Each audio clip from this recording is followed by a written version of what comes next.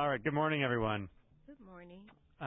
Today is Tuesday, March 21st. It is 9:05 in the morning, and this is the meeting of the Board of Fire Commissioners. Do we have a roll call, please? Let the record reflect that Commissioners Glazier, Ninberg, Hara, and Woods-Gray are present, and you have a quorum. Very good. Thank you. Let's start with the flag salute and moment of silence.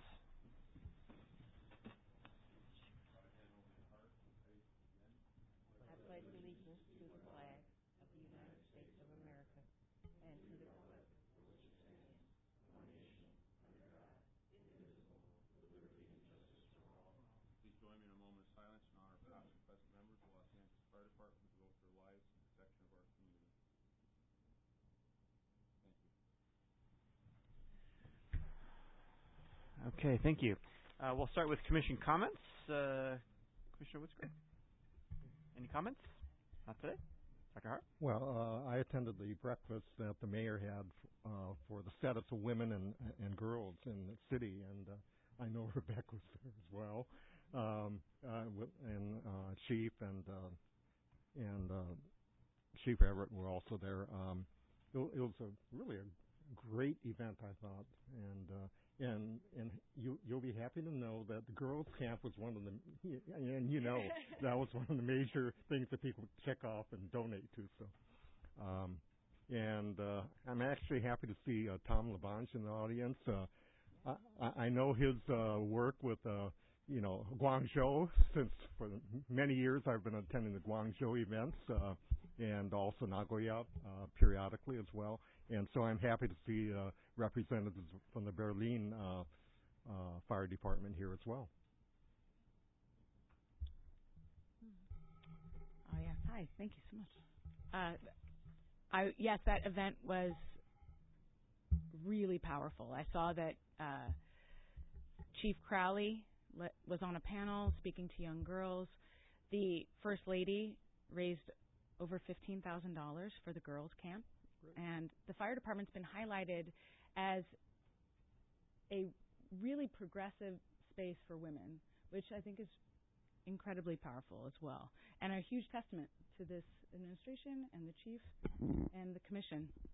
Also, I want to say welcome, council member, and as well the Berlin Fire Department. Thank you for coming. Thank you.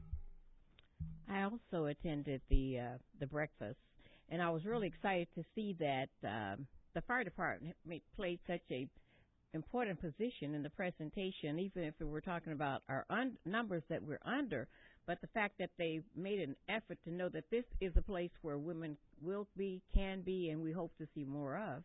And then I was very impressed that First Lady Amy was getting money, fundraising for the fire department and for young girls. So that was really a good morning, I thought. And my God, there were so many people there. And then at the end, to see that the chief was there so that he could also hear the speech that was made. It was more of a report as opposed to a speech. But First Lady Amy did a very good job of presenting the numbers for the city. And, of course, in every department, it's impressive, perhaps except for the number of firefighters that we have in the women firefighters that are in the city. But it was noted that we are trying to make that effort to improve. And our recruitment department, as we've seen in the report, has done an excellent job of actually trying to move us forward in that effort. So it was, I thought, just a very, very good breakfast. And so many women from so many, not just city people, but the other nonprofits and agencies there that could be made aware of the fact that firefighters were needed and female firefighters were really needed, and that we really want female firefighters. I think that's the impression that people get, that we don't really want female, but we want female firefighters. And to have the mayor and First Lady Amy making that request and letting it be known, I thought was powerful. And, of course, I can't pass up saying hello to my friend Tom Labange either, and welcoming the firefighters from Berlin. Thank you. Just a quick thank you to Fire Station 77. I had a good ride out with them last week, so thank you for their hospitality. And also extend a welcome to our fellow firefighters from across the pond, the other pond. So moving on to commissioner comments, report of the fire chief. Thank you, Madam President. I want to echo some of the comments I heard previously. I heard the word powerful used a couple times, and I concur with that. It was a full house at USC in the banquet room there. The First Lady spoke very eloquently of our challenges and our successes, and I had a conversation with her the day before. She is passionate about helping us. I'm very proud of the efforts that we have undertaken so far. I do think that's a testament to our true desire versus a not so true desire from some other departments I've seen. We want high caliber female candidates, and I think I share the comments of the women from the LAFD. We want high caliber people, men and women, and we need to put forth the effort to recruit them. And I've been amazed of the caliber of the women that have graduated. A few drill towers back, the top female in terms of ladder evolutions was a female, the first time in the history of our department. So I think we're starting to figure this out, and we're going to get a very positive report today from Chief Welch in our recruitment effort. So I think we're on the right track, and we'll keep up that momentum with the First Lady and the Mayor's support. On March 18th, this past Saturday, I had the opportunity to visit my local fire station in San Pedro, Fire Station 48, with Chief Palacios. They were there with MySafe LA and the members from Fire Station 48. They did a smoke alarm canvassing event. Then they followed it up with a hot dog lunch and CPR training, and tore apart a car with the Jaws of Life, and a lot of good things at Fire Station 48. That concludes my report. Thank you. So moving on to verbal report by the department on incidents and activities for the period of March 7th through March 20th. Madam President, members of the board, Chief Terrazas, Ms. Rafish, good morning. Deputy Chief Charles Butler, Commander of Operations West Bureau. I've got two incidents that I'm going to report on this morning. The first occurred on Sunday, March 12th, shortly after midnight. Fire Department resources were dispatched to a reported structure fire on North Mariposa Avenue in East Hollywood. That's in Fire Station 52's First In District. First unit on scene found one ground floor unit of a two-story apartment house involved with fire. Within 2 minutes of arriving on scene, they had initiated an aggressive interior attack, and they found one victim inside the fire unit. It was an elderly female. She was transported to the hospital in grave condition. Unfortunately, she succumbed to her injuries at the hospital. The incident could have been much worse if it were not for functioning smoke alarms in the adjacent units that alerted the occupants to the fire. Fire is under investigation, and the only other significant issue relative to that fire was excessive storage in the fire unit. Now, the second incident occurred on Tuesday, March 14th, early morning hours, about 0400. Resources were dispatched to another structure fire in East Hollywood, this time in Fire Station 35's First In District on Fountain Avenue right at Vermont. First on-scene engine encountered smoke and fire from a second-floor unit of a two-story strip mall. Companies initiated an aggressive fire attack. It was a coordinated fire attack, meaning that the truck company went to the roof to conduct ventilation operations while the engine company deployed hose lines to the fire unit. They were able to contain the fire to the unit of origin with minor extension into the attic. There were 11 other retail units that received little or no damage, and there was a four-story apartment house directly exposed to the south that also received no damage. Now, we have a short video clip that I'd like to show you to demonstrate the valiant efforts of your Los Angeles firefighters.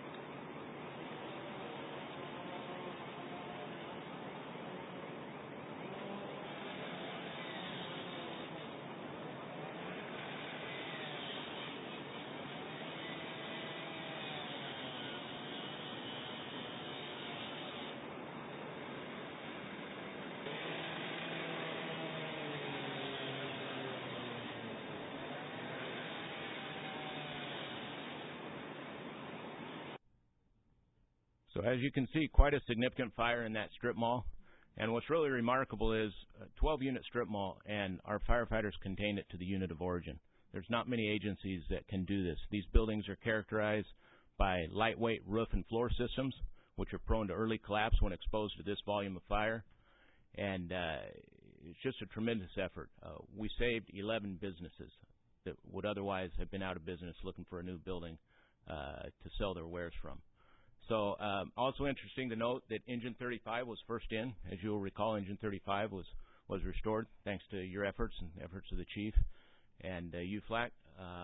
And Engine 35 had not been there, would have forced Truck 35 into fire attack. We would not have had that coordinated operation, which ultimately saved the building.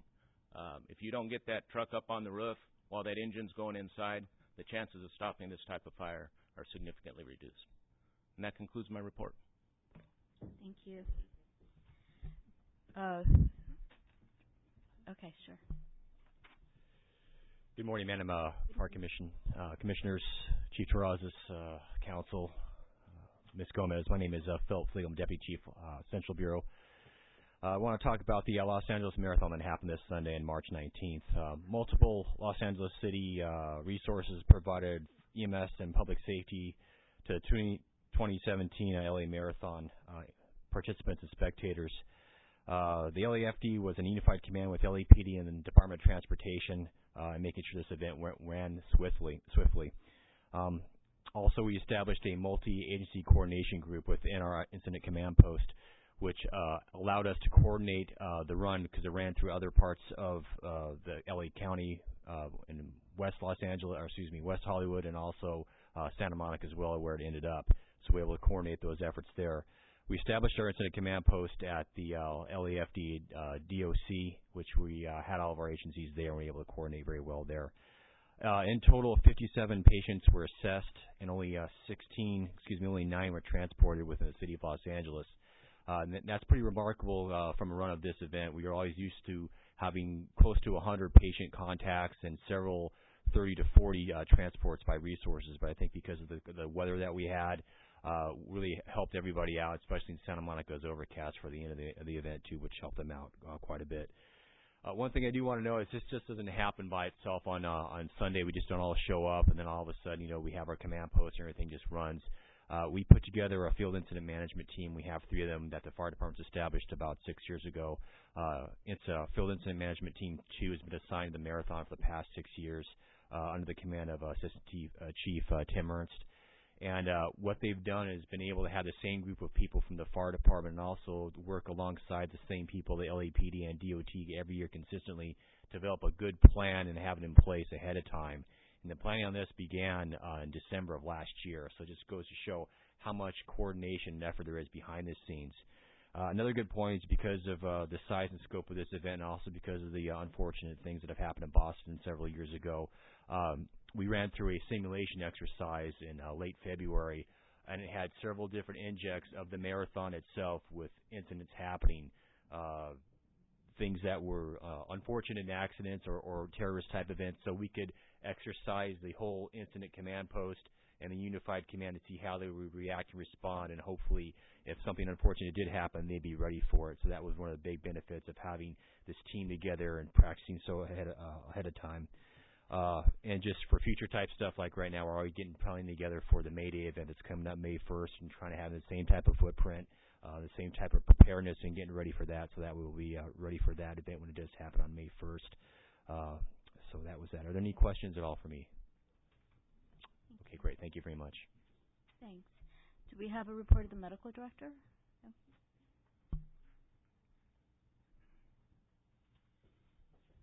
Madam President, Commissioner, Chief, City Attorney, Tisha Coy-Rose, Assistant Chief, Emergency Medical Services Bureau. Dr. Axine is just across the street with the public safety, making some comments there. The one significant incident was already discussed with the Central Bureau, that being the marathon. But in addition to that, one of the large successes of that is the bike medic team that we have here in the city of Los Angeles, along with the medical carts.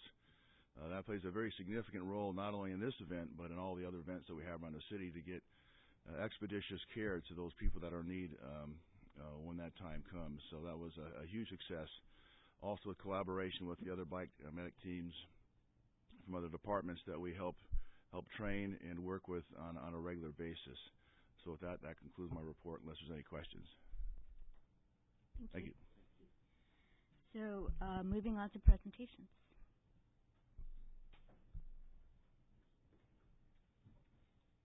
Good morning, board members, Good morning. City Attorney, Fire Chief Terrazas, and Ms. Gomez. Since 1967, we've enjoyed a sister city partnership between the Los Angeles as well as Berlin, Germany. And now we are celebrating a total of 50 years of this friendship that's been fostered between these two cities. So specifically, we'd like to commend all who have strengthened the ties by taking the trip overseas. They've shared their personal experiences, their professional experience with our fellow first responders from Berlin. This year, we have had 10 German firefighters and 4 German police officers that made the long trip to Los Angeles to participate and run in the Los Angeles Marathon. Congratulations on that 26.2-mile feat. In fact, those 14 sworn German runners were among a total of 42 sworn first responders from various departments that all participated in running in the Los Angeles Marathon. Also, there is a total of 32 Berlin police officers that came to California, and they're going to participate in the relay run that takes place from Baker to Las Vegas this weekend. So now we'd like to briefly read the recognition that we are presenting to the Berlin firefighters. In commemoration of the 50th year anniversary of the Sister City Partnership between the City of Los Angeles and the City of Berlin, the Los Angeles Fire Department commends you for traveling to the United States to represent the Berlin Fire Department at the LA Marathon and for your extraordinary efforts in fostering a lasting friendship between our cities that began in 1967. Presented this 21st day of March 2017, Ralph M. Terrazas, Fire Chief.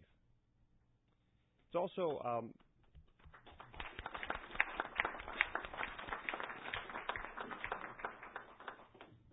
it is also important to note that this friendship would not have lasted without those giving of their personal time to make it all possible. So we'd like to briefly read the certificate that's going to be presented to former City Council member Tom LaBonge and his aide Isaac Burks.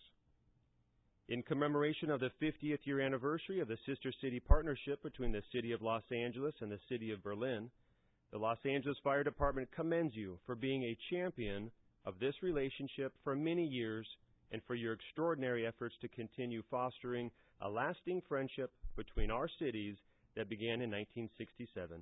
Presented this 21st day of March 2017, Ralph M. Terrazas, Fire Chief. We'll present the names at this point. Good morning. I'm Isaac Burks. It's a pleasure to be here. I know a lot of faces in this room, and it's a big gratitude for me to be honored along with my former boss, Councilman Tom LaBonge. So what we'll do first is we'll recognize the Berliners who have run the marathon yesterday, and most of them got under 4 hours, and one of them finished in 3 hours and 4 minutes. So these are professional firemen from the city of Berlin, and the first name is Frank Conte.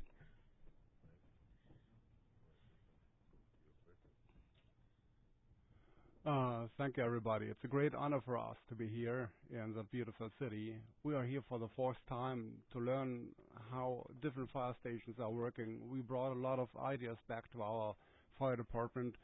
And the great thing is that Berlin and Los Angeles is very close. The same is the size. We have the same shifts. We have about 400,000 runs a year, 1,500 runs a day. We have 35 professional fire stations and about 60 volunteers. So we have the same three-shift system like in Los Angeles. We have firefighting and ambulance service together. So we are very, very close together. And I just can invite the firefighters from Los Angeles to come to Berlin and have fun with us. Thank you very much for this great honor. And it's for everybody a great honor to be here. Thank you very much.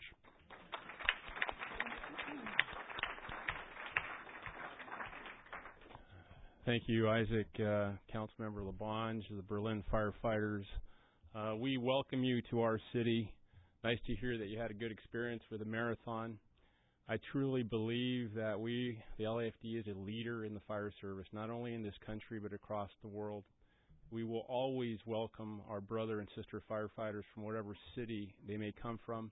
If they have any interest in anything that we do, we are more than happy to support them, provide them written materials, and we do want to learn. We don't take it for granted that we know everything, because we don't. We're always looking to learn new things. So thank you for coming to visit our city, and congratulations on your recognition. Chief, I just wanted to say it's so nice to see these young men meet other young men and women here in Los Angeles, and we talked about diversity yesterday in reaching out to what is a very diverse city in Berlin and the achievements that takes place there. But the fire service is in every neighborhood, in every city, in every part of the world, and it is a very important thing. So I just wanted to say that. President Eisenhower had great vision, had this People to People program, which Sister Cities is all about, and for many years I was able to operate that for the city, and now it's Mr. Garcetti has it back in his office, which is great, and Mr. Gilmore is a private citizen.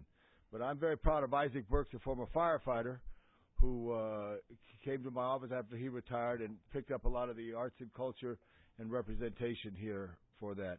But I did want to say how important it is that you reach out, because I lived I lived in a neighborhood back then. I don't know if anybody but Joe Castro would remember, because he's so old, and I love Joe.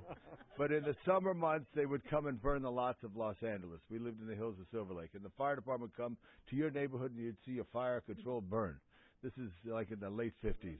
I know you don't, Ralph. I know. But then across the street from my elementary school was a firehouse, the old 56s. And the firefighters were always, there. So to go out to schools, it gives you an impression. I think I got to City Hall because of the city of Los Angeles and the firefighters, although I did take the test and I didn't pass it. I took it at Hollywood High. And but Dennis Zine, who I told that, later on an open mic told everybody in the city that I failed the fire exam. And then I had to tell him, it just shows you LAPD will take anybody, but that's Zine. We all know him. But the key is to expose people to what this city does, and the fire stations are in every community, and open houses coming up, and that's so important, and the fire museum is so important in Hollywood and all that stuff. And I think before I left, I got that engine back at 35s. And I also want to say this, too, since I haven't seen a microphone in a long time, I also got the 10th person back. The 10th person was one of the first things I did when Mr. Reardon had the poor idea, and I love Mr. Reardon, but he was a 9-person staff for task force. But I will stop now and say how I'm proud of all these firefighters, including Isaac Burks, for this as they continue this day here. Thank you very much. Dankeschön. Thank you. Okay, you've already met Frank Conti, but I just want to recognize the rest of the party here. It's Stefan Fleischer,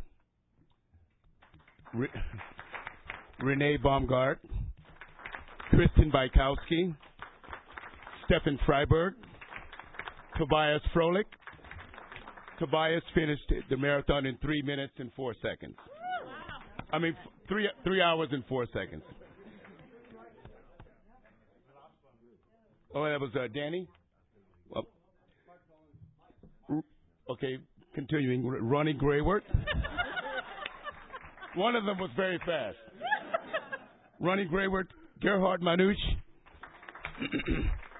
Mike Plowman, and Danny Wrench. Thank you so very much.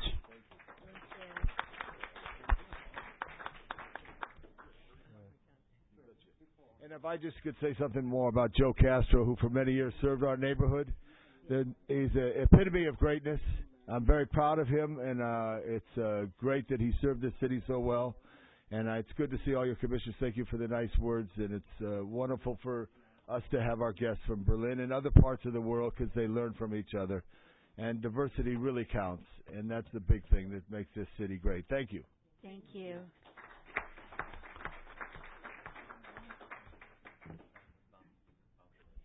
Okay, so I got some pictures. So for the consent agenda calendar, can we add? I'll move it in. Oh, 5C. Okay. Move the consent items into 4A through E, and as well as item 5C. Second. All in favor? Aye. Aye. Great. So, first regular agenda item is report by department on LAFD Domestic Violence Action Plan.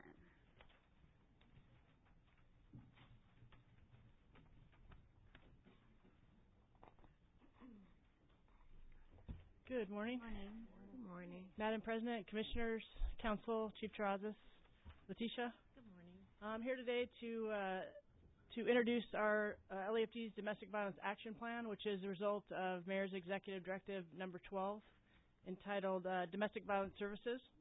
The ultimate goal of the Mayor's Directive, as well as the Department's plan, is to identify additional ways to support victims, as well as expand prevention, education, and awareness campaigns. Just to kind of go over what is domestic violence and human trafficking a little bit. Domestic violence, also known as intimate partner violence, is a pattern of abusive behavior in a relationship that is used by one partner against another to gain power and control over another. On average, every 9 seconds, someone in the United States experiences domestic violence.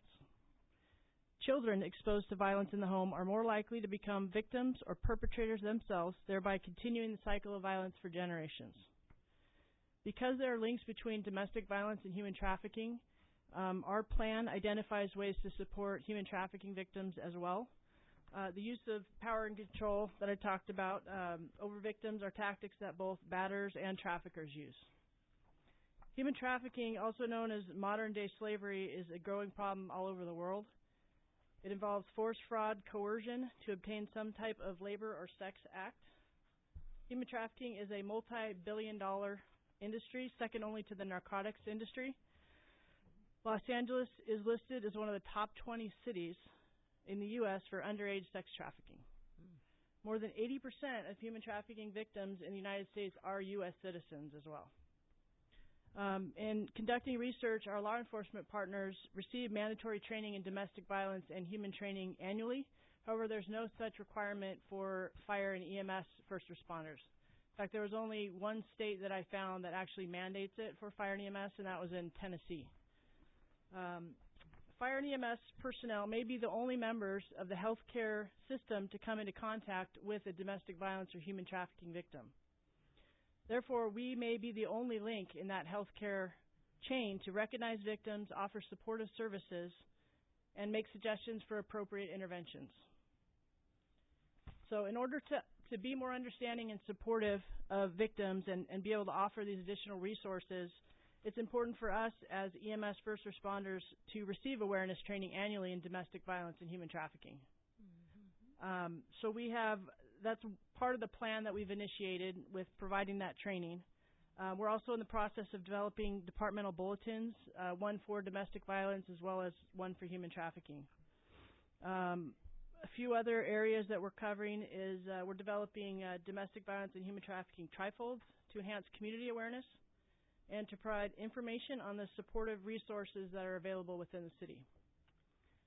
And of course, the city is to participate in any citywide community awareness campaigns. The fire department would be happy to do so, to participate.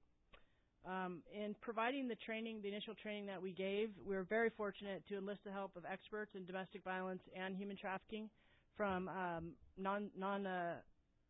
nonprofit service organizations, Rainbow Services, Journey Out. We also utilize LAPD's Human Trafficking Unit, and they teach human trafficking all over the nation. And this was actually the first time that LAPD, as well as these service organizations, have ever taught domestic violence and human trafficking specifically for EMS first responder awareness. To date, the training that we've provided, November 2016, we had domestic violence training for our dispatchers, which was actually a post-certified course that San Diego Regional Training Center provided. It was an 8-hour course. The reviews that we got were outstanding. The members received not just information that helped them professionally, but also personally in their own lives. Our dispatchers definitely endure a lot with the calls that they take. So having this class specifically, and I went to it as well, it provided a lot of audio recordings and gave them a greater understanding of how to handle certain types of callers, whether it's a child calling while their mom's being beaten up, or it's a neighbor, or it's the victim themselves. How do you handle that person? How do you get the necessary information, as well as how to get that information to the field resources that are responding so that they're safe? So the training was actually well received, and a lot of the evaluations recommended that all members receive this training. Additionally, I spoke of LAPD and Journey Out and Rainbow Services assisting us with domestic violence and human trafficking awareness training. We provided that to all chief officers in February of this year over the course of 3 days. And then we also had one more session, which is a Bureau Training Day, where we had selected fire and EMS companies present, and MySafe LA, who's also present in the room, participated with that and actually filmed it, which was outstanding. We appreciate their support and help with that. They're in the process of editing those presentations, and they'll be put on Target Solutions for all members to watch on a mandatory basis for the year. Just to kind of go over what type of topics we covered, because we wanted to keep it more specific to us as EMS responders. So the topics for domestic violence was basically what is domestic violence, understanding the cycle of violence, understanding why victims stay in those situations, why batters do what they do, understanding the impact of domestic violence on children in the home, which is a big one, and also a review of child abuse reporting procedures, maintaining situational awareness and member safety, and then the additional methods that we're going to use to document and track suspected domestic violence victims. The human trafficking topics that were covered is basically what is human trafficking, what is the prevalence of human trafficking within the city, understanding victim dynamics, how to communicate with these victims, as well as how do we as first responders recognize underage victims, and what can we do as far as notification procedures to law enforcement to help those victims. The other piece of that is also method to document and track the human trafficking victims that we respond to. As pre-hospital healthcare providers, we may not be able to stop the cycle of violence, but we can offer supportive care. We can let victims know that they're not alone, and we can notify them of services and support that is out there for them when they're ready to leave that life of violence. So that concludes my report, unless you have any questions. Well, I want to say thank you so much for this and for the training that you've brought to the department. I mean, just looking at the chiefs here who did take the training and the impact it had on creating the awareness and the perception of, you know, in this report it also says that one of the biggest problems with first responders is they don't understand why victims stay in these circumstances, and they believe that it's a choice instead of psychological slavery. And it's a cycle, you know, of control and abuse. So I think you have a very rare opportunity. All of the first responders have a very rare opportunity to have access that PD does not have at all. You're non-threatening, and people just assume that, you know, that you guys you are there to save lives, and you're not there to report. However, it is important to notice and learn where to report and how to do it safely for the victims. And so I think this training was really important. My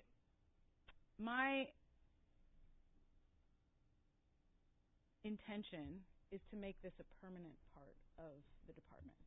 And this is, you know, I look at funding. You're looking for $60,000. We're in budget cuts. We've got massive, you know, shortfall. But these are huge public health issues. And how do we get this training to occur on an annual basis and have renewed information? Because awareness for human trafficking is just now starting to change. That the perception that, people that are in the prostitution industry, are victims, not criminals. So how do we, as this education starts, transforming and becoming more specific and effective, how do we ensure the longevity of this program after we're gone, after you're gone, after the mayor and his wife, who this is their it's a big issue for them as well. How do we ensure that? So, I don't know how, and I'm going to ask the chief. Thank you for those comments. I share your concern about institutionalizing this process and what we're already doing. We recognize that we wanted to develop a process so that annually certain training was reinforced. So Chief Rideout and his group came back with a proposal, and my original thought was to do all this in January, and we got this idea from the military. It's not new. Then we saw the list, so we said let's break this into a quarterly thing. And so every quarter we do have planned training that will reoccur annually. And what you said earlier is very pertinent. I anticipate it won't be the same training. We'll bring new information to it, how the perspective on that issue has changed, if any. And through this process, I think we can have institutionalize the training aspect through Target Solutions and our OSEP and our COSEP programs. Right. Oh, and I do want to say thank you to My Safe LA as well for coming and filming this, and so that it can get on Target Solutions. Do you know when that training is going to be up on Target Solutions? And it shouldn't be too long. It's probably a month or so, at the most. I mean, they've already provided a edited copy of the 4 presentations, so we're just looking through those now, and it shouldn't be more than a month before it's up. I want to commend you for the work that you've done too, because I'm shocked actually to know that this hasn't been happening all along. Because I know in other professions it's like a yearly thing. You have to pass a test to know that you have the information, and so I'm really happy to see that this is happening. My question is that once it is a part of your program, once a firefighter goes out and suspects that there is some kind of abuse, do they just drop it at that particular situation? Are they going to can they follow up with another agency who could say, oh, tomorrow we'll send a counselor out there or somebody else, because it's not just a one-time thing. It has to be dealt with in a different way. And just as the caretakers that we are, I would like to know if there's going to be any follow-up to it, or do we just drop it? Well, what we have, there's not much we can do as far as the adult victim that's experiencing domestic violence, other than offering support and letting them know there are resources out there and that they're not to blame for what's going on. They deserve better. That kind of thing can go a long way towards helping them. The big issue for us as mandated reporters of child abuse, because we're not mandated reporters of domestic violence, but under the child abuse reporting, if there's a child in the home that witnesses domestic violence or hears it or participates in the aftermath, then that is something that we can report. And Child Protective Services can come out and ensure that that home is safe. So that's something that we can do to help to stop the cycle from generation to generation and make sure that those kids are safe in the home. If I can add on to that, we talked about this morning, and on the EPCR, the electronic patient care record, we have a tough book, and there's a link on there for all resources. So the first step is awareness training. The second step is to have all those resources listed in a place that everybody can find. It's a critical piece of equipment it's an inventory item on every company. Once you recognize you have that situation, you can offer this person some resources, and there's many, many resources to reach out to. So that's something new that we've never done before. And so that's already being downloaded. We let our field people know about it. We'll put out an information notice that when you encounter this, the resources are on this link on our Tough Book. So that's how we're going to get them to help. Prior to all of this, from my experience in the field as a captain and as a firefighter, whenever we encountered abused wives, people in that situation, historically, it was we passed the hat, and we collected money, and we took money out of our wallets, and we gave her money. We called the local church. Is there anything you can do? And deliver them to the church, and sometimes they had little kids with them. So it's nice to see that we have some resources beyond just the goodwill of our firefighters. Because I'm convinced that still happens. People will do that, especially after fires. We still do that. But that's not enough. We need to have a professionalized process that stays there. It will be there forever and is continually updated. So, thank you. I guess I'm still unclear, like, what we're doing other than just telling them, here's a phone number you can call. Well, that is a critical piece. The first step is to understand that this is a situation that we have resources available to them.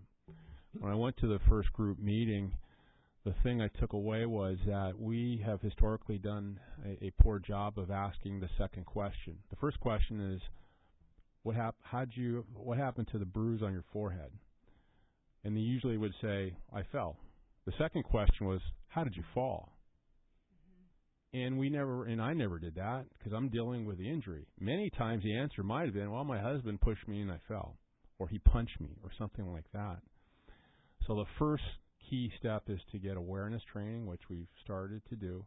The second step is to get the resources that can help people in that situation in a place that's easily locatable to all our people and to keep that updated.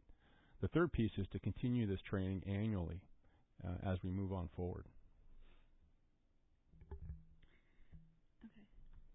I understand that LA Fire Department participates in the Safe House program for victims of intimate partner violence and the children especially. Just like hospitals and the fire department participate in receiving newborn infants, less than whatever it is, 3 days or 5 days of age, with no questions asked. And I don't know that the public is aware that the fire department is a safe house and can provide temporary haven for individuals. And just like there are PSAs all the time about, you can leave children at the fire department or at a hospital, no questions asked, infants. I think there should be more, public awareness that if you are a victim of intimate partner violence, that that the fire department is the place that you can go. Yeah, and that's part of the community, the trifold that we're making. We do make reference that we are safe houses, and we discuss that, and that you can come to the fire station if you are in fear for your life. So that's something we wanted to make sure was in both of the trifolds for human trafficking as well as domestic violence. As far as like notifying law enforcement, like we go on a lot of calls that LEPD doesn't go to because it's shortness of breath or anxiety. It doesn't come out as domestic violence related. We have to be pretty careful about notifying PD because it could make it worse for that victim. So the best thing we can do is offer supportive services, let them know there are resources to help them, that they're not to blame. That goes a long way. And talking to different victims, they say that's something they remember from first responders, is that just that support and that kindness and that understanding that it's not their fault. I think it goes a long way for them. So first, thank you for the work on this. To you and the others you worked with on it. I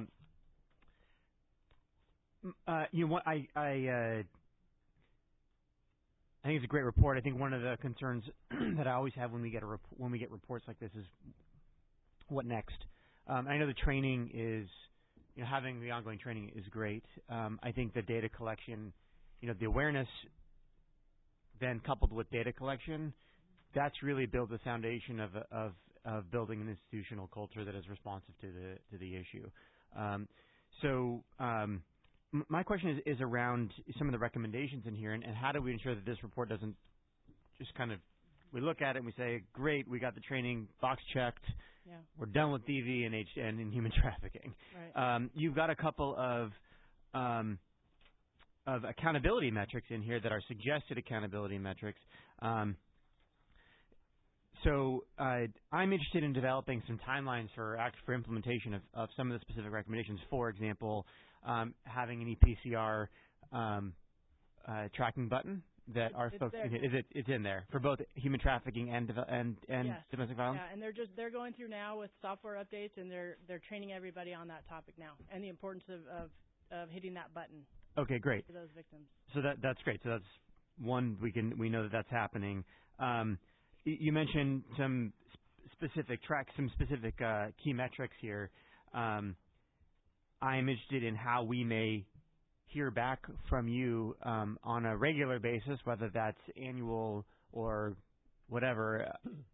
I leave that to you to decide what the right frequency of that is. But I think one thing that this commission can do to have our own part in raising awareness is to highlight or have reports come to us on a regular basis. Again, whatever that is, whether that's annually or not, because that continues to maintain the awareness for us and for the public to say this remains an ongoing issue. I think we'll also see as your awareness builds and you get better data, that helps us focus on the problem and helps us think about what we can do more to respond to it. So I guess that's my main question here is you have mentioned some key metrics here. They appear to be suggested metrics. So what is the next step for us in that to make sure that these metrics are reported on so that we can continue to focus on this? If I could weigh in, I think that's an excellent idea. Why don't we do an annual report from Chief Berdowie? Between now and then, in the next few weeks, we'll nail down specifically what metrics we want to start counting, and that'll be included within her report. Yeah, I think that would be great. The other thing I would add is I understand that you, certainly from my own past experience as a mandated reporter, that is a legal requirement for certain professions that they have that legal requirement to report. While there isn't a legal mandated report for human trafficking, I imagine. No, child abuse. If it's an underage victim, it's child abuse. So okay, but if it's somebody who's an adult, then it's not a mandated report. We're not mandated. So the question I would ask on that one is, while there may not be a legal mandate, we as a department are certainly free to develop our own policy that is a mandate for our members. Yes. I would throw that back to you as the professional who understands what is going to be most helpful to a victim in this case. But I would consider what that might look like for the department to have a policy around human trafficking mandated reporter, which is to say, perhaps it's if you experience or if you encounter human trafficking or domestic violence, you are required by department policy to at least report this within your EPCR and whatever additional stuff that we may think is the right thing to do. Right. Yeah, we do have a policy and a procedure coming out specific to human trafficking as far as underage or minors that are being sex trafficked or labor trafficked. There will be a procedure for us in place to contact law enforcement and specifically to contact LAPD's human trafficking unit, and they'll respond out immediately if we have an underage human trafficking victim. Okay. So that's something we do have set up through the bulletin that we're going to put out. Great. And then I'd be interested in what we do with adults. I know it's not, again, I know for minors we have a legal requirement whether the department has a policy or not. But if you are 19, if they encounter a 19-year-old who is barely an adult, certainly legally speaking they may be, but chances are they were trafficked as a minor. Right. What is our department policy for those as far as how we make referrals? If we don't have one, I don't know if we have one or not. Well, the human trafficking button that's on the EPCR now, when you click it, it actually come up with a 24-hour hotline number for domestic violence or human trafficking, whichever button you push. You can give that information to that victim. If it is an adult victim, it's better to just write it down on a ripped piece of paper that doesn't have the name of the association on it, and you could provide that to that person. It's Okay. really up to them whether they're ready to make that move. It takes an average of 7 times of them leaving and coming back for a DV as well as human trafficking victim. Yeah. So really just offering supportive care is the best thing we can do, as well as recording it, and then also the piece about notification for the underage trafficking victims. Okay. Yeah. I mean, I think the more explicit we are about these things, the better. So I'll leave it at that. But I'd like to know also if this is a part of our training with our new recruit program. Yeah. It's starting at the bottom. I don't believe so. I think their first exposure will be target solutions training. We started with the chiefs and officers first. Oh, okay. But is it possible that it could be added to that program? I mean, why waste that training time and not put this in there? Yeah, that's a good idea. We'll check with our training section. We'll ask that they schedule this. Okay, thanks. last thing, I just want to recognize Commissioner Nimberg and her role in really advocating for this, and Chief Bradley on that as well. So these things require work and advocacy, and so thank you both. And I'm really happy to see this moving forward. Thank you. Thank you. Thank you. Thank you.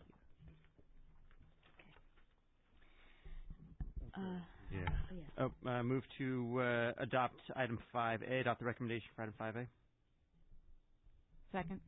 All in favor? All right. 5B is a report by the department on the mid-year budget for FY 2016-2017. Good morning, Commissioners. Morning. Emilio Rodriguez with the Administrative Services Bureau. Thanks for the opportunity to present an update on the department's mid-year budget status. At the beginning of the fiscal year, LAFD had projected over a $20 million deficit due largely to MOU salary increases that go retroactively through the entire year. We're now projecting a year-end deficit of $14.5 million. The deficit has been brought down due to the lower than anticipated overtime usage and basically overall reduction of deferring expenditures. LAFD's mid-year report to the Council's Budget and Finance Committee addresses adjustments between salaries and expense accounts to meet operational needs through year-end, including closing projected gaps in contractual services and operating expenses. However, given current year citywide fiscal challenges, departments are being directed by the Council to curtail expenditures. The Council's mid-year report, which was heard yesterday in yesterday's Budget and Finance Committee, has brought down the citywide deficit to approximately $57 million. However, that comes at the expense to some of LAFD's funding resources, including over $6 million in IGT, the intergovernmental transfer monies, and $400,000 that had been set aside in the UB for the past few years for the standards of cover analysis. Adjustments have been approved to allow critical contractual services to move forward. Just to name a few of them, cost increases for the Hallett tanker leasing, the hazardous waste generator fees that are now paid to LA County, some of the brush module enhancements and citywide GIS cost sharing, as well as overtime for fleet maintenance. The department is not requesting new appropriations at this time to close the gap. We're closely monitoring all accounts to reduce the deficit to the extent possible, and we'll address any remaining budget status, including the potential deficit at the year end. General fund receipts from fees and billings are expected to meet revenue targets. Thank you. If you have any questions.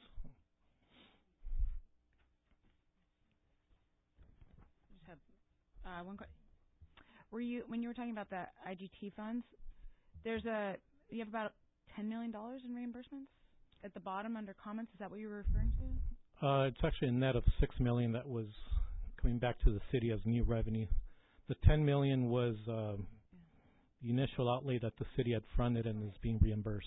That portion has already been received. Okay. And is fully reimbursed the sworn account. Okay.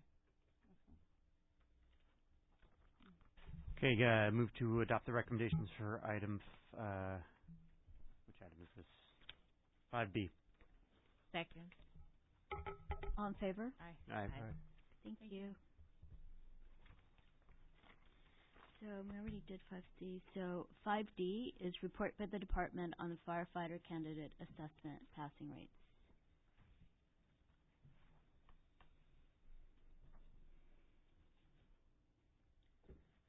Good morning, Madam President, Commissioners, Chief Terrazas, Julie, and Leticia. I'm Alicia Welch, Battalion Chief in charge of firefighter recruitment.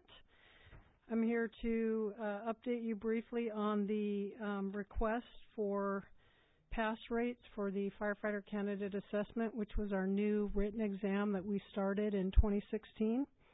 The report does a comparison of the 2014 written exam to the 2016. And I'll start with the, I don't want to say bad news, but I'll start with telling you that the overall pass rate of the exam was approximately 5% less than what it was in 2014. But the overwhelmingly good news is that we had more than 5,000 applicants who took the test, passed the test, and in every ethnic category and in the gender category in particularly, we had increases in those rates. So I'll just tell you real quickly, we had a 40% increase of test passers in 2016. We had, as I mentioned, every single underrepresented group increased in this exam, with Asians increasing by 140 in our applicant pool. African Americans, we had an increase by 178, and Hispanics, we had an increase by 517 candidates. I'd like to think that our greatest work was done in the female category. We increased in that category by 121%, and we had 370 female candidates pass this exam. We spent time last week with the personnel department and the fire department discussing the exam, the pros and the cons, and both groups agree that this exam is going to help us reach our diversity goals. That's all I have on this report. Are there any questions? Well, okay, so I'm trying to follow what you're saying. And so you're saying that, so, because just looking at your chart here, it looks like all the groups are passing at lesser rates, right? Well, when you look at like that, Commissioner, you look and you see, if you compare the 2014 to the 2016, yes, you'll see that the pass rate of 2014 was 87.62%. And then you see that obviously in 2016 we were 82%. So we were 5% lower in passing. But what was different in this, and when I read the report that was written by personnel, I saw the same thing. We look lower. But this test cycle went on for a series of months, where typically the 2014 went on for a couple of weeks. So our candidate pool, we had 10,000 people apply, 5,000 people, more than 5,000 people took the test and passed it. And that's why in every category it was an increase, because we have greater diversity in each of those ethnic and gender pools. Okay, so I guess it would help to look at a chart that gives us the mix of passers. Do you know what I mean? Because I think what you're saying is that either the diversity stayed the same or it was increased, but it's kind of hard to see that from the chart. Yeah, I think that's where the narrative, and this report again was put together by the department who not administers the test but facilitates the administering of the test. And in the narrative it explains each category, and that's where the true assessment is in the narrative when they break down each category. When I took a look at this, if you look at the comparison of 2014 versus 2016 at the total population, in 2014 there was 3,533 people passed, and compared to 2016, 4,940 people passed. But the overall pool size was different. That's why the percentage is different. If you look at the raw numbers in terms of the count, If you look at every line, it's an increase, starting from American Indian all the way down. And the biggest jump is in the female, from 167 to 370. Except that there's one thing about, I agree. And first of all, I want to say 370 women is huge. You've more than doubled. It's incredible. And so congratulations on that. That is awesome. As far as the PSI test is concerned, though, it looks like there's a 4% difference between how it affected men. So so it declined 6% for men, but it declined almost 8% for women, right? So the pass. If you look at percentages, that's correct. But if you look at the raw numbers, we're doing much better. But I'm looking at like percentages. What I think, okay, so a couple different things. So I hope you don't mind. I find it very impressive that there was there was an increase in percentage of African Americans who passed. That's great. Hispanics dropped only 2%. Caucasians dropped 10%. Same with Asians and Filipinos. And same with American Indians. So I think that I'm looking at adverse effects of this test compared to the last test. You know, based on percentages. I think African American. I think you've got a great. I'm just thinking like if we don't have you, we don't have a concentrated and concerted effort to get more women, and we continue to have this test, it looks like there might be an adverse effect on females, slight, but twice the size. Right. In it's terms twice of the number of as I for think men. it's kind of significant. Yeah. I've asked the question of Chief Rideout. He's not here today, but the question and to personnel was there adverse impact on this test? Because there was a mathematical equation to determine if there was, and there was not. There was not. That's so 4% within the range of. I'm just thinking you don't have a lot. We're trying to grab as many females as possible, right? And sure. So if there is a 4% discrepancy between males and females, like double, really, basically. How do we address that, and how do we look at the test? And is it possible for us to go to PSI and say, hey, can we look at where women fared worse than men? And can I to just interrupt and say that I think when you look at the larger picture of what we are doing in recruitment, this morning all the talk on the girls' camp and providing awareness and the youth programs that I'm going to talk about in a little bit, it's going to take us some time to change the idea that this profession wasn't one for women. Mm-hmm. And so I think we're doing a lot in overcoming in that area. I think we're doing a lot in overcoming that area. We did an assessment of PSI, and we were concerned about that, the barrier that there may be. And so we looked at how many people applied for financial assistance for the waiver, and we looked at how many waivers or how many tests were paid for by the union. And there was not an overwhelming, less than 200 amount of the over 10,000 people in our candidate pool that accessed that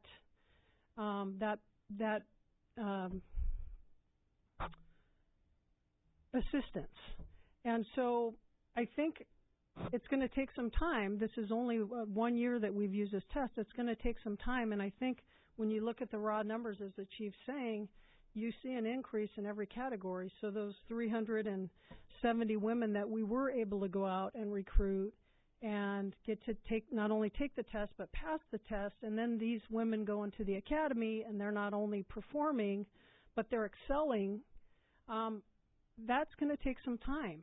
And I think when we look at the raw numbers here, it shows that in every category we had increases. I think that if we keep focusing on the raw numbers, we're focusing on the wrong thing, because we had a lot more applicants. So, of course, even for those, even for Native Americans, you're going to have a huge increase just because there's a lot more people applying. So I don't think that's the right comparison figure. I think we still need to see percentages of people who actually who actually, pass. In comparison to the total numbers that pass, I want to see a breakdown of that. And then also, I think further on, I want to see how they fare throughout the process, like through the interview process, and then how many of them actually get to the academy, and then how they do once they get into the academy, how many of them actually graduate. I think that if we do that, then we'll have a better idea of like what process is sort of hindering different groups. Yeah, what you're proposing is yet to be determined. It's the outcome of the applicants, and this chart is of the people that passed, not the people that applied. Everybody passed on the 2014 and on the 2016.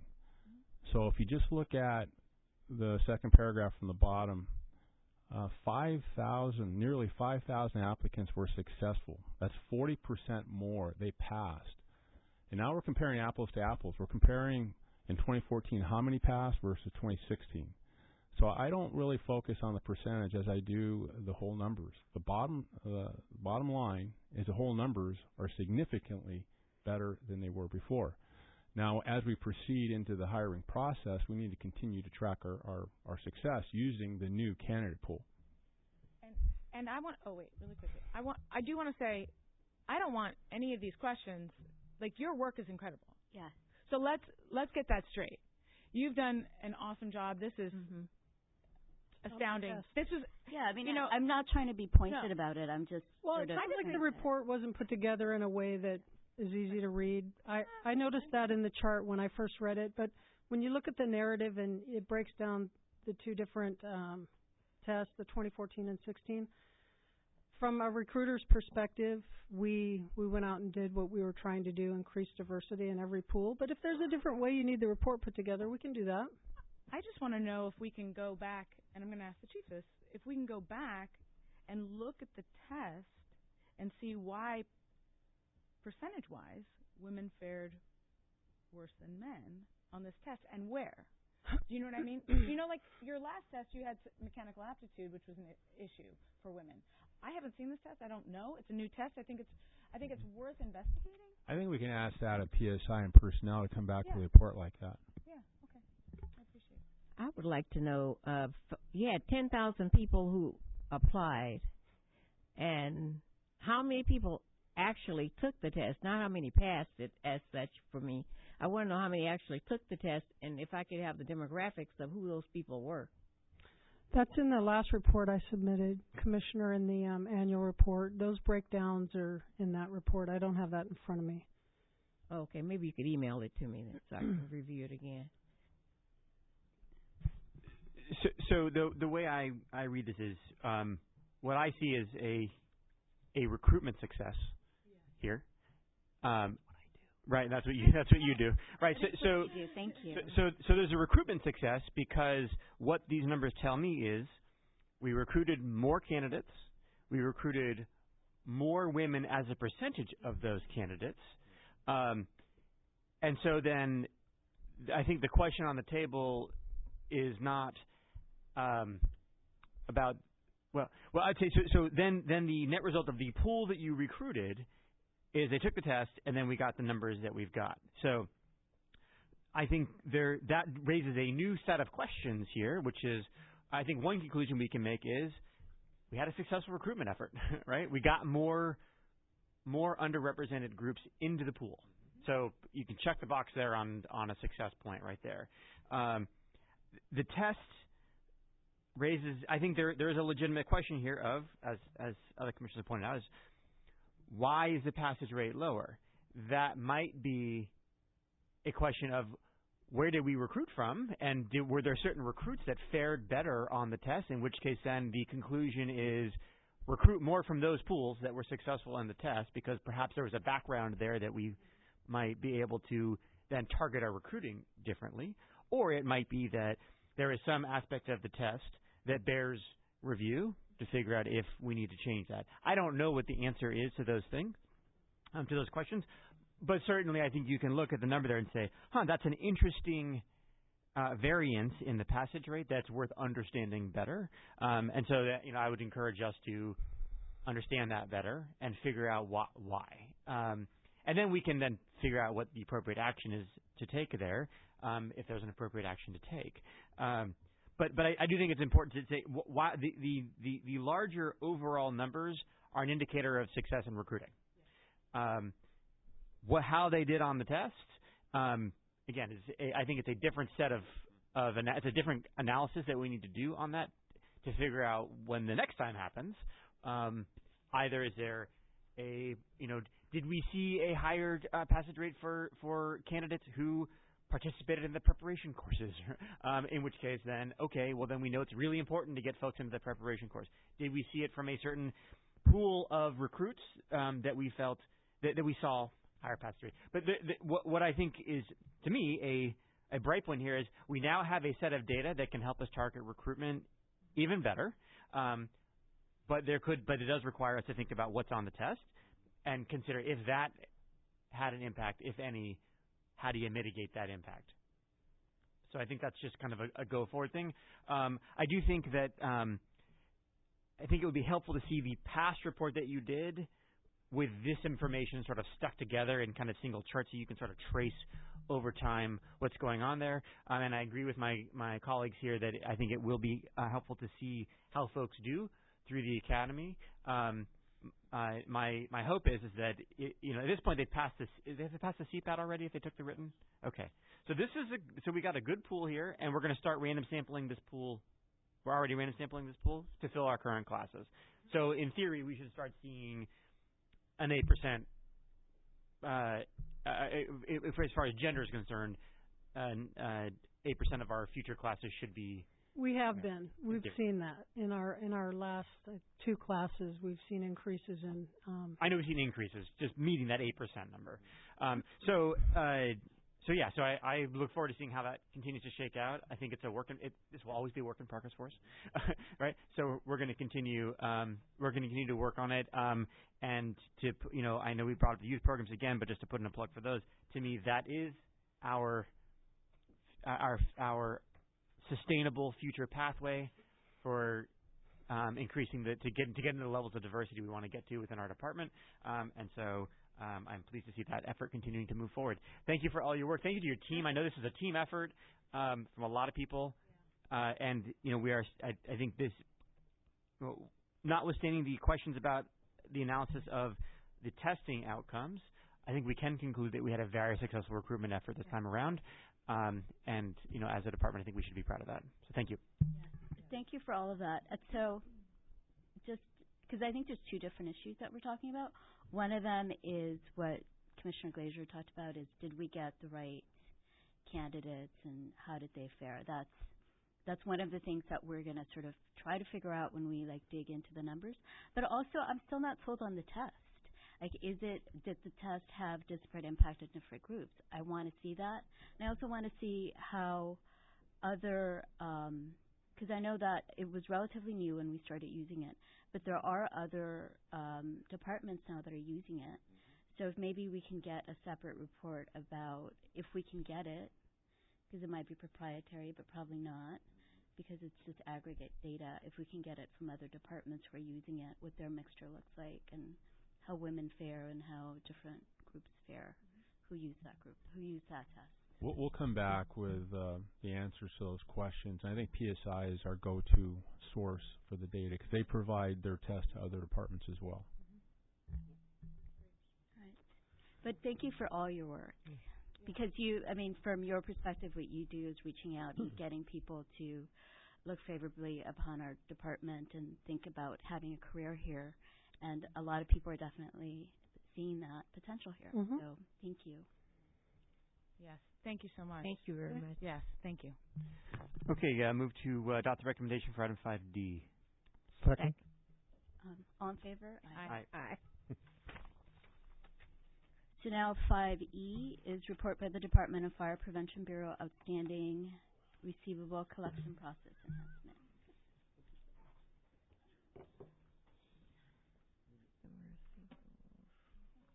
Good morning, Fire Commissioners. Good morning.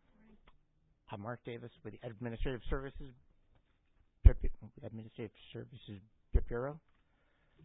At the direction of the Fire Commission,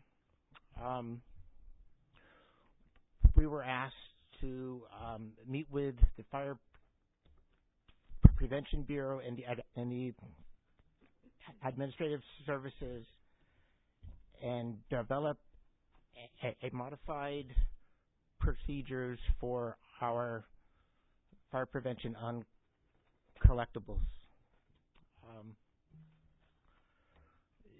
This would not only reduce the uncollectibles, but this would also to enhance the revenue for the fire department.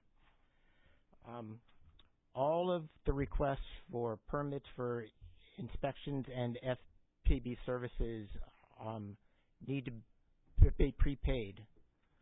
But in addition to them being prepaid now, we want to ensure that before any request for service moves forward, that all previous balances have been paid before we provide the services. So what we've done now with the Fire Prevention Bureau and with the Accounts Receivable Unit here within the fire department is that when a request comes in, either to the counter, to one of the inspectors, or to the staff, they're now instructed to look at our fire department intranet site that has the account receivables on there that are updated each day, and to confirm that everything has been paid off. If there are situations where they have an amount due, they will then be instructed to call the account receivable unit and to get the total of the amount due with any kind of collection fees that may have accumulated there. They can pay that over the phone with a credit card, or they can come to our counter here on the 16th floor to clear that. But no services will move forward for any new permits that they want or any inspections or fire safety officers until these are cleared. We feel confident that this will greatly reduce these uncollectible reports that come to you quarterly, and that this will increase the revenue. And we have this, it's a customer receivable clearance certificate that will get attached to each of the permits that are going to move forward. That will be signed off by the inspectors. That will be signed off by the accounts receivable unit and attached to the paperwork, attached to the application to move forward and to ensure we have all of this in place, that everything has been checked, that the amounts have been cleared, and now we can move forward with the current permit that they want. This is all just about to happen. This is presented to you first. We'll be meeting with the Fire Prevention Bureau as we have over the past couple months, going over this and getting everybody trained, and so we'll be able to get this moving forward. Thanks. Okay, great. This is, I think, really great. Like, seems like a pretty common sense way to approach it. So, all I would ask is that you kind of keep us posted. I know we get the uncollectibles periodically, but when we're getting the uncollectibles, if you could just let us know if it had an impact on the uncollectibles moving forward. If it does, then I don't know if there's other aspects of our permitting work that we do that's outside of fire prevention where we can start to apply some of these efforts. But I look forward to seeing our collections increase. I think the uncollectibles you've seen, that are here now, these are ones from 2 and 3 and 4 years old. We have put in the procedures over the past year to make everybody to prepay, to do these new procedures that you see now. So I think the next couple the write-off reports, you're going to continue to see some of these old accounts that we write off, but I think into the near future you will see this drop off, and I'm confident that this will. Yeah, I mean, this is a $95,000 uncollectible here, which, I mean, sort of in the scheme of our uncollectibles is a fairly low amount. Has that number dropped in the last couple of years from a higher number, that 95,000? Has it already started to drop? I believe it is beginning to trend down because we have the prepayments that have been going on now. Yeah. Okay, great. Well, I look forward to seeing that happen, and thank you for working on it. Thank you. Okay. Thank you. Move to adopt the recommendation for item 5E. I'll second. All in favor? Aye. So now we have a verbal report by the Department on Youth Development Programs.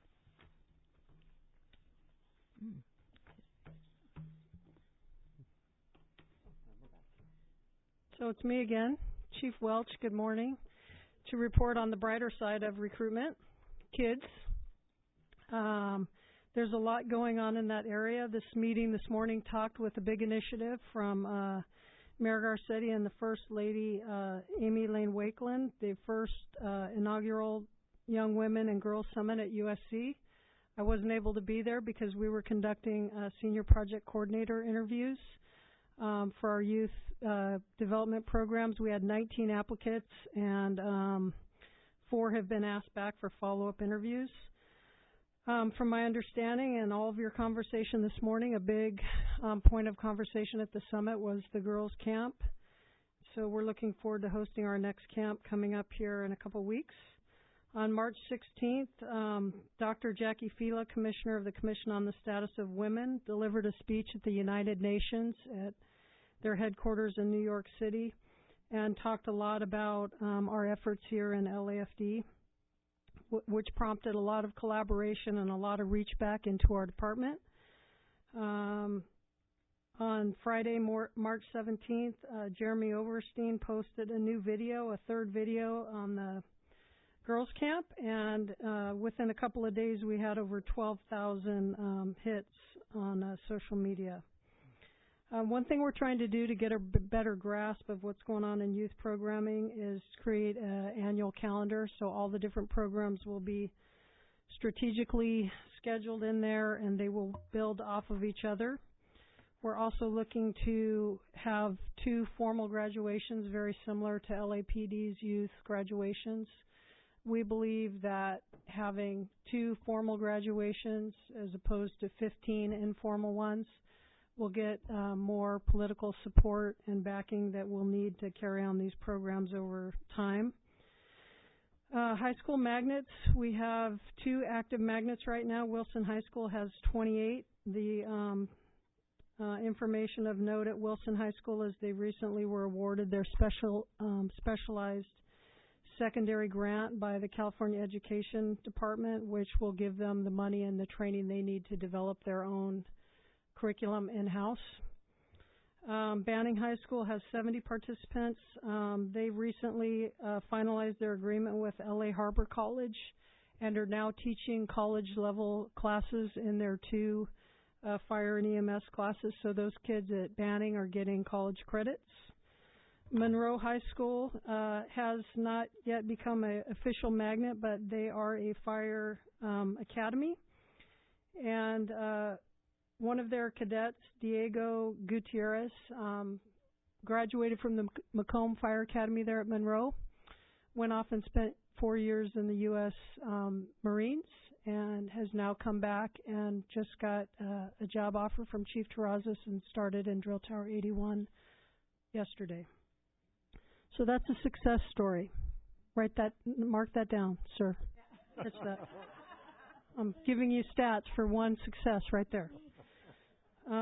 Special events and community service that I'd like to make a mention of. On February 12th, we had 20 kids run in the Run to Remember. Banning High School, you mentioned the museum. Banning High School attended the museum at Old 27s last week, and we've got Wilson heading there soon. We had a nice meeting with USC a couple weeks ago. We're looking at enhancing our partnership there and bringing youth on campus more at USC. to use that as motivation for them to continue with their college pursuits. They have a spring game coming up April 15th that they've offered us tickets for.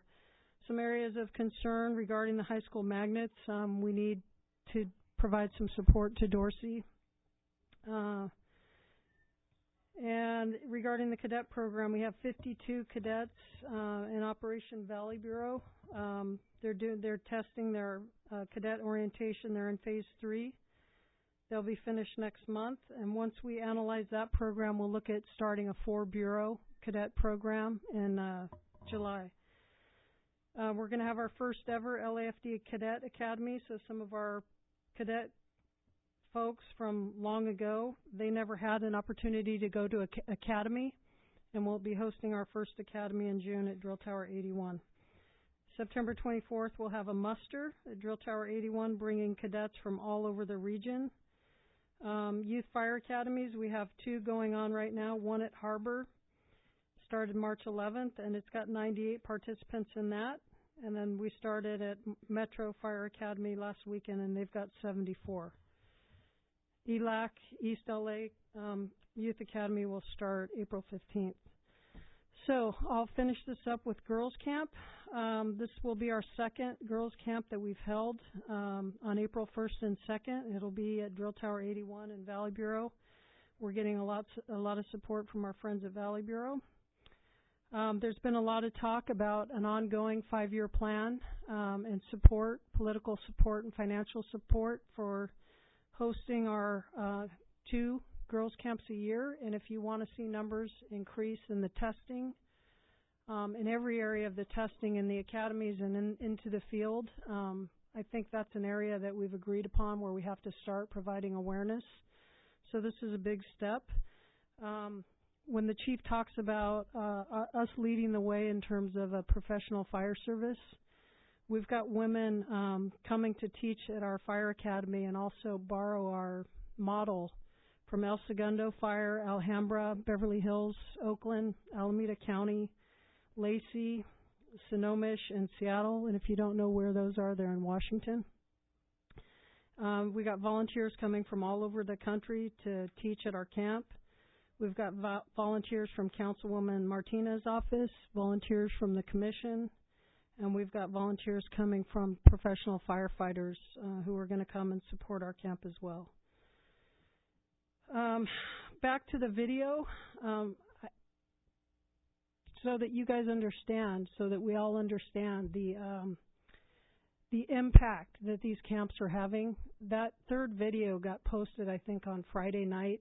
As of last night, we had 22,880 times that people looked at that, whether it be on Facebook, Instagram, or Twitter.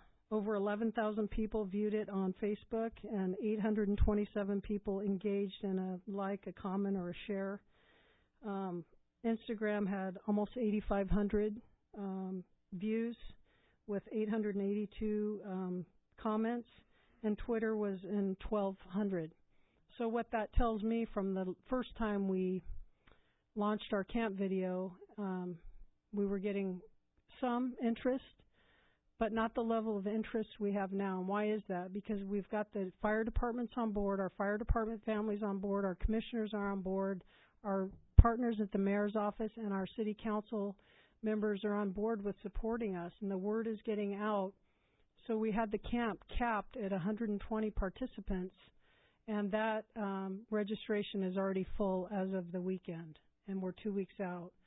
So momentum is changing, and it's going to be slow, but if we keep it going and it's steady, not only in this area, all the women in this room and all the men in this room want to make sure we have qualified firefighters. And if they look like all of us, and if they're prepared like all of us, then we're doing the right thing. So thanks to Jeremy, if he's here, for producing that video on a low budget. And that concludes my comments. Are there any questions?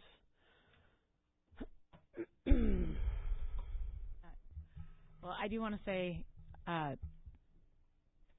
congratulations. This is huge in the girls' camp. I mean, the youth programs. I love hearing. I mean, the first time I've heard the comprehensive list of all the things that the youth program is doing. And I appreciate it, and I hope we hear that regularly, which I assume we will be. I did speak with Dr. Jackie Fila, who did present at the UN, and she said that there were a few people that presented, and the one thing that everybody focused on was the work the LAFC was doing. And the response was overwhelming.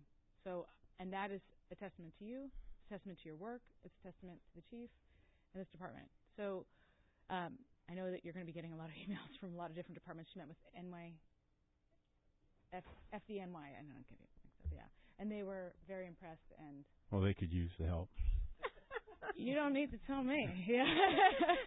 I know, that's why they were asking her. Yeah. They I don't know if they're going to get the support that we have here, but it is heartening to know that we are leading the way. So thank you so much. I'd like to add my comments too, that she's done an outstanding job. Her staff's done an outstanding job. And you didn't mention San Diego Fire Department. I got a text from their fire chief. They had their own girls' camp. They modeled it after our girls' camp. So the things that we're doing, other departments are starting to copy because they face the same challenge. So it is working, and Chief Welch has done an amazing job. I do want to say, too, is that, you know, San Diego used to have really strong numbers in women, and they are not as strong. And what it does require, and this is my biggest concern, too, is that it requires sustained focus over a long period of time, because the moment you stop making it a priority, it will go back. And, you know, I think institutionalizing these camps, institutionalizing the youth programs will ensure the longevity of these diversity programs, which I think is imperative to the success of the program, so, and the department. Chief Welch, I can hear that you're very busy, and I really commend you and thank you for all the work that you and your department are doing. It's impressive. From the time we first started as commissioners, I'm very impressed. I would like a list of your upcoming events. If we could get one, that would be great. And I'm also wanting to know what the status of the Dorsey. You said it needed support. Does that mean that will they start in September, or is there a projected starting time for that academy? So we're looking at 2018. What some of the challenges at Dorsey are staff changeover. When we had Principal Sample there, he's very much on board, ready to get going with a third magnet on campus. He's since moved on to the district, I think. New principal, some new staff, low attendance in the 2 magnet programs they have now at Dorsey. And the new principal is concerned about low attendance in the existing program, so starting a third magnet, he's a little reluctant. So I think with support from the fire chief and perhaps a commissioner and myself out at Dorsey to be able to show them the successes we've had at the other schools in terms of increases in grades, physical activity, participation in extracurricular activities, community service. I think they just need a little extra time. The new staff there, it's almost like we have to start the conversation all over again. The magnet application process takes 1 year. And so Dorsey missed the deadline, which was, I think, in January or February. So they plan on applying next year. And so we're looking for them hopefully in 2018 or 19. But as the fire chief mentioned, they have a existing fire program there in partnership with the Stentorians and LA County Fire.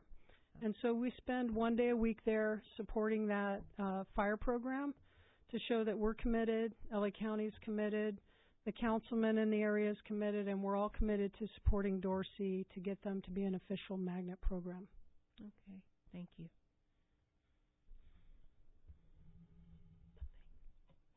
Thank you. Okay. Now we have verbal report by the department on the quarterly update on status of information technology strategy plan progress.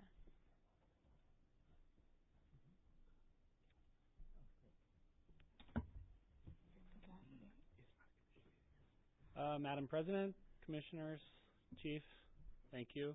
I'm Scott Porter, Chief Information Officer for the LAFD. This isn't my first time before the Commission, but it is my first time as an LAFD employee. So before I give my report, I'd just like to say thank you to the Chief and to the Fire Commission for giving me this real honor, actually, in my career to work for the Fire Department, and the confidence that you have in me. I really do appreciate that, and I want to say that publicly to you and to the Commission. I have a quick report for you on critical systems update, and then also major projects, and then any questions you have related to the technology and the work we're doing. In terms of critical systems, we have had over the course of the last 2 weeks an increased number of failures of the fire station alerting system. These failures are not system-wide. They're isolated to departments, but the number has been going up. They're likely related to the aging technology of the fire station alerting system. These particular failures happen to affect more than one station at a time. They do cause a situation for the members to be on radio watch, which can delay responses. And they're likely related to some of the circuit technology. I do have a meeting with ITA senior leadership this week to talk to them about how we can sort of shore this up and improve not only their ITA's and AT&T's response to these outages, but I do suspect that this is something that's going to be kind of ongoing until we really address fire station alerting. We do have a line item in this year's budget that we hope is going to get supported for us to begin what will definitely be a multi-year major project. But I just want to report that of our top 5 critical systems, fire station alerting is in there, and it's of note to report today. In terms of major projects, I want to update you just really on 2 projects that were, I think we've reported on before. The one is the Mobile Data Radio Network Upgrade Project. This project is to replace the infrastructure of the mobile data radios and also replace the software. That project, about 50% of the fleet will be complete this week, and then the remaining 50% over the next 6 weeks or so will be complete. The overall project timeline originally was due to be complete around December. That's extended out about 90 days, primarily due to a prolonged testing period. We just didn't want to really rush the deployment of these. We feel like the system's pretty stable now, and it's being deployed on schedule. And we think that'll end sometime sort of late April, May-ish for that to be complete. The other project I want to give you an update on is the CAD AVL project. This is really an umbrella project of several projects that have been going on for quite a long time. The thing that we're working on right now is finishing up some of the mapping and GIS or address technology that we're using in the CAD.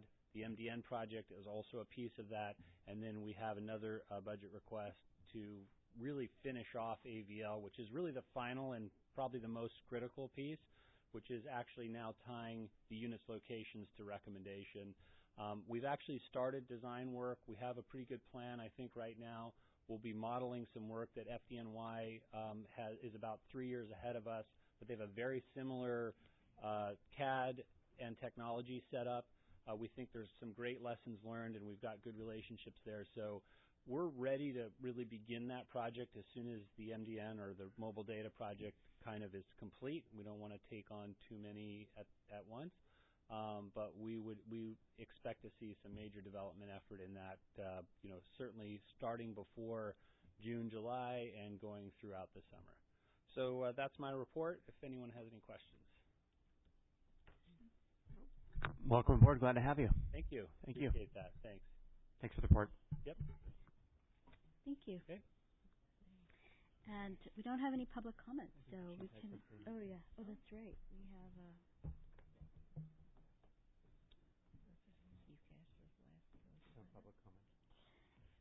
I wanted to take this opportunity to recognize the last commission meeting attended by Chief Joe Castro. Joe, can you come on up here, please?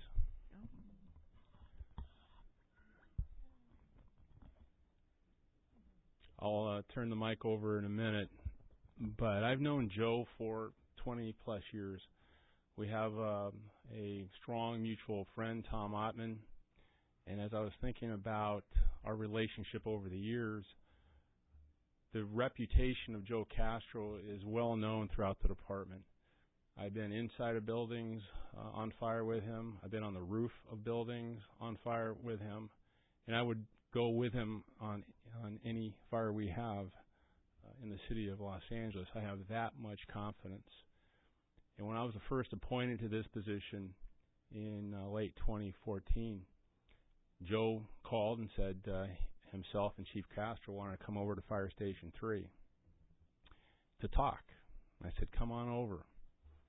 And I remember that vividly in the conference room there, and Chief Castro and Chief Rueda wanted to know my plans.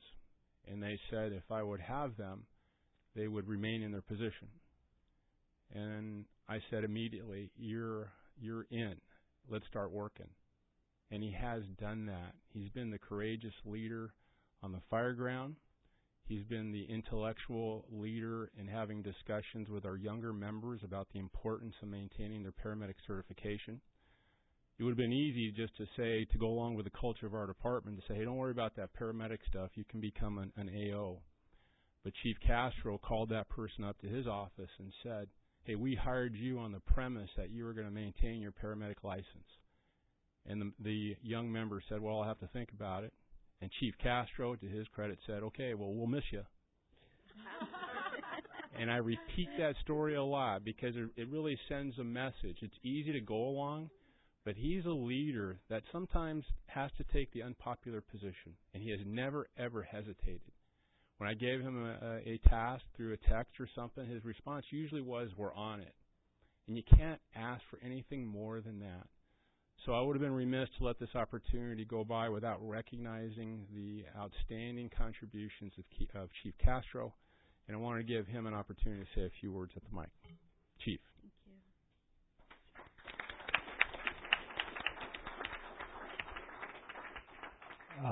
Thank you very much.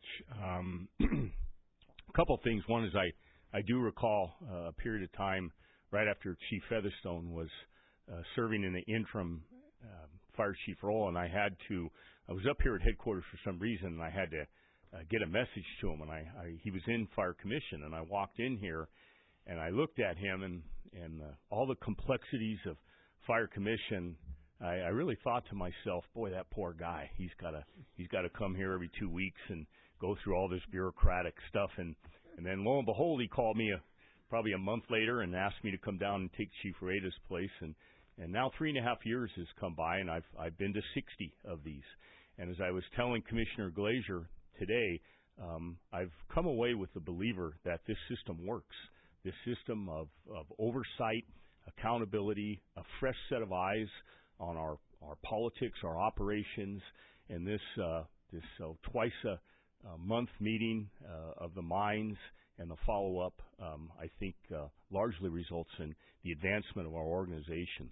I'd like to thank each of you individually and personally for your leadership and your steadfast support of the department that I care so much about. I'd like to thank Julie and Letitia for all these meetings and not only your leadership but your friendship on both of your aspects. It's kind of funny, obviously the majority of my attention is focused on operations and those 3,000 firefighters and paramedics that respond to 1,300 runs a day, and how proud I am of them. And the staff of the 4 geographic bureau commanders that lead from the front. They go to the emergencies and they look into the eyes of the firefighter and medics, and they are absolutely leaders. So thank you very much. Finally, I do have an observation that's independent of operations, but it's probably appropriate and relevant based on a lot of the discussions we had today. But it was at an event I went to on behalf of the fire chief probably about 4 or 5 months ago, and it was the Youth Academy graduation up at Drill Tower 81, and it was the first one I had been to. And I really didn't know what to expect, and when I drove up there and I saw, first of all, a large number of adolescent young adults, high school age, that were all there in LAFD T-shirts, and I was really impressed with the size and scope of the program. And then as I was sitting there, my eye caught on 2 female candidates. They were both probably, I would say, 13, 14, 15 years old. They were both tall young women, maybe 6'2". They're both a little bit overweight, and it kind of dawned on me as I was watching that at that time in their life, especially in this maybe overly judgmental Southern California culture that we live in, that time could be a time that had the potential to be cruel to those two young girls. And as I watched them, they were accepted as part of a group. They were associated with the LAFD. They both got awards for like most improved, and I watched them as they hugged the instructors and they high-fived the other recruits. And I really, from a guy who has spent the vast majority of 38 years in an operational part of this job, I was very proud of our organization and that how we stepped forward and collectively, this body and the body out here collectively embraced the needs of the youth of the community. And I looked at these two girls and how happy they were and how they accepted they were, thinking they may not even become firefighters, but they were accepted as part of us, and we accepted them, and I came away very proud of this organization. So I leave very happy, fulfilled beyond anything I could communicate. I absolutely have enjoyed working with Chief Terrazas, not only these last 2.5 years, but the previous 25.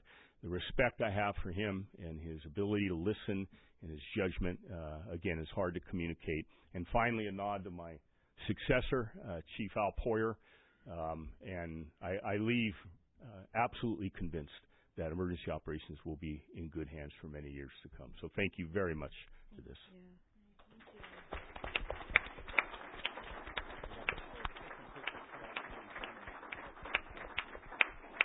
Thank you, Chief. We're going to miss you. I will miss you, the Chief, also.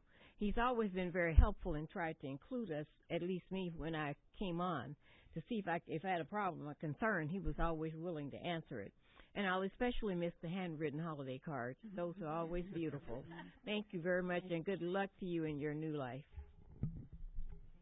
Yes, Chief, you are second for me, actually. The second emergency operations commander, perhaps a little less colorful, and I might say less awkward than the previous one, but but older.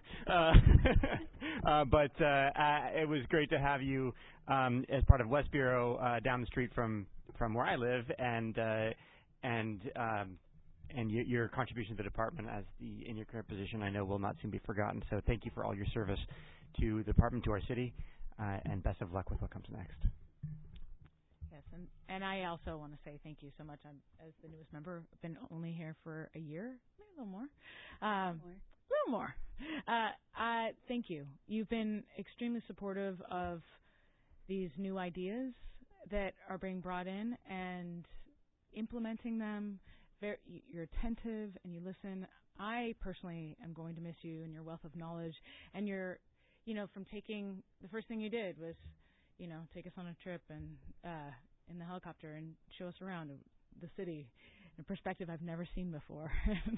And most people haven't. So I'm very grateful, and I just want to say thank you. And I know that your reputation you got some big shoes to fill, sir. I know you will, but I want to say thank you again. And I just want to echo all the comments that have already been made. And once again, it's really been an amazing relationship that I've had with you, actually, and your wife and her medical issues. and so once again, I'm really going to miss you probably more than anyone else out there right now. But once again, it's been my pleasure working with you over the past few years. Well, and I know that you're well loved throughout the department, just everywhere, from rank and file, UFLAC, the chiefs, just unanimous. And so it's not just our sentiment, it's the sentiment of the department. Welcome to Chief Poyer, but we will definitely miss you. Okay. All right, with that, I'll offer a motion to adjourn. Adjourn in honor of Chief Castro. All right. Okay. You have a second? Second. All right. All in favor? Aye. Aye.